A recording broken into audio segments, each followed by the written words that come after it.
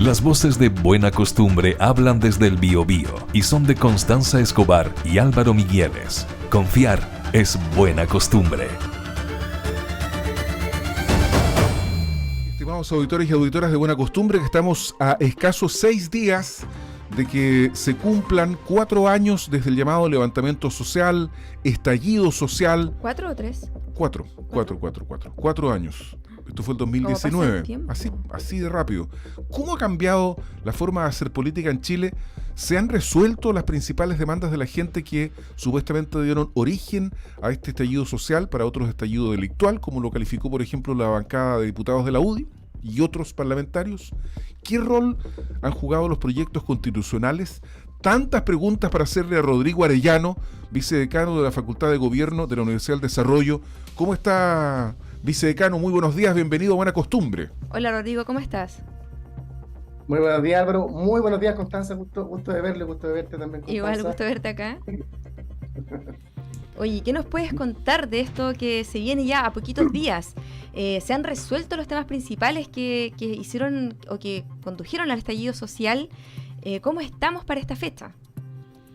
Oye, increíble lo que ha pasado, de rápido el tiempo estos 4 años, como dice Álvaro. 4 años que han tenido de todo, entre medio, para hacer como una especie de resumen político.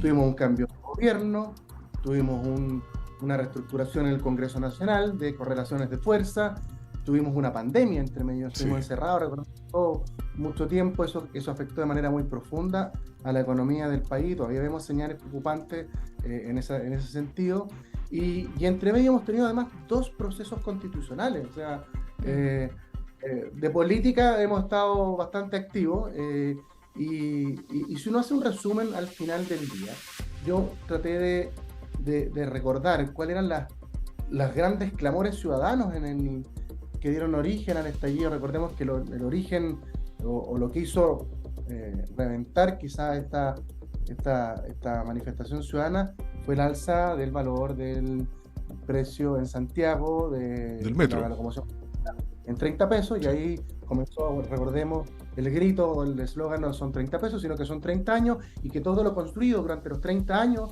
anteriores no había sido como el país esperaba, y ese fue básicamente el eslogan que de alguna otra forma abrazó de manera importante la centroizquierda. Me refiero particularmente al Frente Amplio y al Partido Comunista, pero con la ausencia también, o el beneplácito o el silencio de quienes habían sido los protagonistas de esos 30 años. Porque esos 30 años no habían sido gobernados por la centro-derecha que gobernaba en ese minuto con el segundo gobierno de Sebastián Piñera, sino que había estado Patricio Aylwin, Eduardo Frei, Michelle Bachelet y Ricardo Lagos. Entonces, quienes habían sido parte de ese gobierno también guardaron silencio en ese minuto, y hoy forman parte del actual gobierno. ¿Cuáles eran las demandas? Yo recuerdo que eran, mejor salario, mejor salud, mejor pensiones, un mejor estado, y la verdad, Álvaro y Constanza, que si uno hace un balance y ve cómo está la situación hoy y la compara con las cifras, y en eso uno tiene que ser objetivo, la verdad es que no ha habido mucho cambio. O sea, seguimos con el mismo sistema de ISAPRE, ustedes lo comentaron anteriormente. Yo diría quizás con más problemas, porque ha habido una recarga en FONASA a raíz de los problemas que han enfrentado la ISAPRE después del fallo de la tercera sala de la Corte Suprema.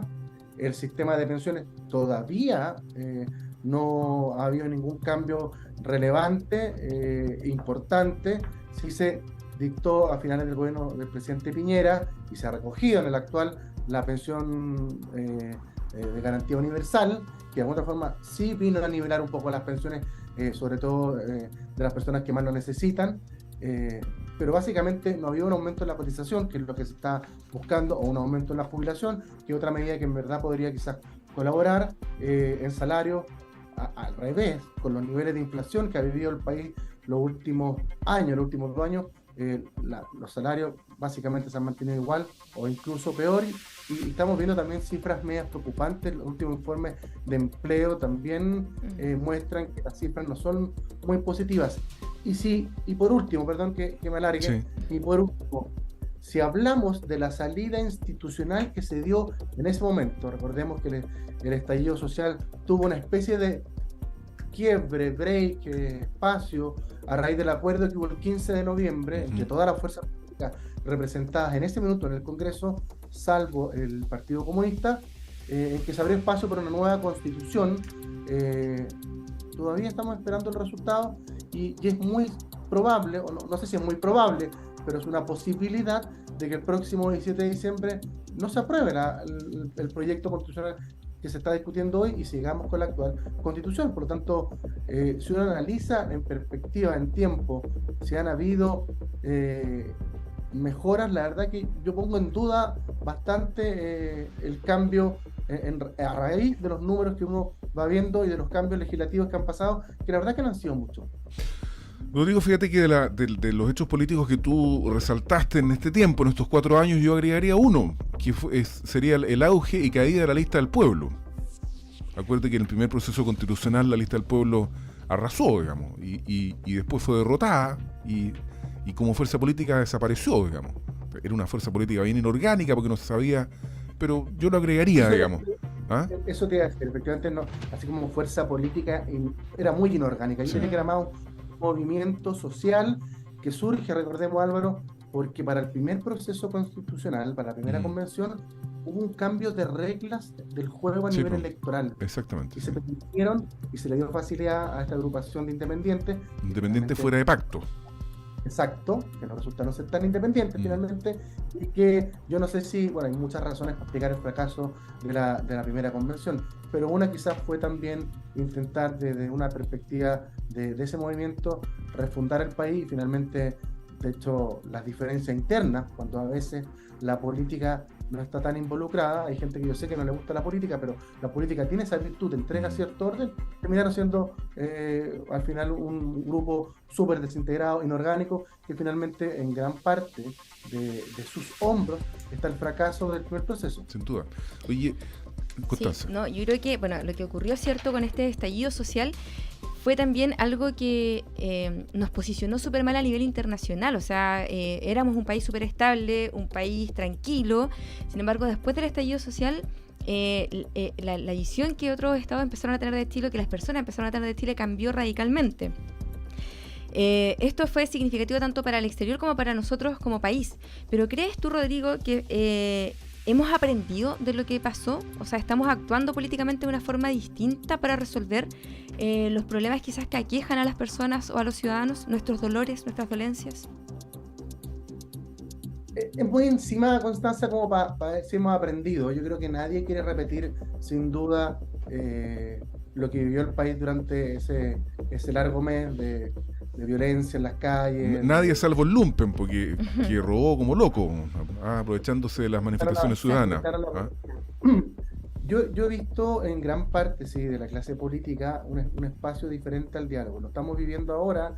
Recordemos que vivimos un fracaso constitucional y rápidamente las fuerzas políticas trataron de alinearse y dar espacio a un nuevo diálogo ciudadano. Eso fue el acuerdo por Chile, en que firmaron gran parte de los partidos. Yo tengo la sensación de que hemos aprendido en parte, pero efectivamente, desde mi mirada, existe un grupo, un sector que le han denominado, ¿cierto?, el octubrismo, que trataron de por estos mecanismos lograr sus objetivos políticos, sociales, y todavía existe cierto germen en parte de la sociedad, eso es indudable, pero yo tengo la sensación de que la gran mayoría del país, en virtud de lo que pasó, lo que ocurrió, no prefiere o no quiere repetir eso, y tengo la mirada de que el diálogo, la conversación, ha sido quizás la característica del último tiempo. Lamentablemente quizás no se ha traducido en resultados esperados, pero creo que el ánimo de aprender de los errores está ahí. En el fondo es demasiado reciente, son demasiado vivos los recuerdos, y yo tengo la sensación de que al menos quienes observan la política, quienes viven, tienen pocas ganas de volver a repetirlo. Como dice Constanza, no solamente fue un problema para Chile, sino que para el exterior también. Perdimos cierta confianza. Chile era uno de los países más estables a nivel de América Latina, mundial, y por cierto de América Latina, y hoy en día muchos inversores prefieren esperar antes de venirse a Chile, que antes era era un pasaje obligado. Era, ¿dónde quiero invertir en América Latina? Chile. Chile da estabilidad, da seguridad, tiene reglas del juego claras y precisas, y a partir de esa fecha eso ya no es tan cierto, sino que se lo cuestionan y miran otros mercados como Argentina, como Colombia, perdón. Como Perú, Argentina no creo, digamos. Iba a hablar de que Argentina sigue manteniéndose como un país. Que tiene ganas de ir a Buenos Aires, Rodrigo Arellano, pasar unos días. Por eso. Oye, Rodrigo, ¿y se espera movimiento para este 18, no? ¿O ya como que no se va a conmemorar, como dicen? Mira, yo tengo la sensación de que el ambiente no está para ello, fíjate. Acabamos de conmemorar el 11 de septiembre, que es otra fecha que de alguna forma marca un hito en la historia política de nuestro país, y tengo la impresión de que fue menos movilizado que lo que había sido años anteriores. Y quizás esa movilización también se traslade, o esa poca movilización se traslada a lo que el 18 de octubre. Ya yo creo que las personas están más expectantes de la discusión, prefieren tener su vida tranquila, saben que estos espacios dan lugar a la violencia, a la delincuencia, saben que es una de las preocupaciones más relevantes que tienen los ciudadanos hoy en día, la violencia y la delincuencia, y yo creo que cada día, al menos desde el punto de vista de movilización, la gente prefiere estar más observante de lo que está sucediendo que ir de alguna otra forma a celebrar o conmemorar fechas que finalmente lo que hacen es polarizar la ciudadanía, tanto de 11 como de septiembre, como esta fecha de alguna forma marcan distancia entre las miradas políticas y sociales del país, lo que hace que yo tengo la sensación en un país que ya vive un proceso de polarización, de diferencia, agregarle más sal a la sopa creo que no está al menos en la receta de los chilenos por el momento. Rodrigo Arellano, vicedecano de la Facultad de Gobierno de la Universidad del Desarrollo, con su análisis de este nuevo aniversario, no sé, celebración, conmemoración, hito del 18 de octubre del 2023, en donde se cumplen 4 años del estallido social. Gracias por venir a Buena Costumbre, Rodrigo. Muchas gracias, Rodrigo, que esté muy bien. Muchas gracias por la invitación, Álvaro y Constanza, que estén muy bien, y saludos a todos los auditores de su programa. Gracias. Muchas gracias. Las voces de Buena Costumbre hablan desde el Biobío y son de Constanza Escobar y Álvaro Migueles. Confiar es buena costumbre.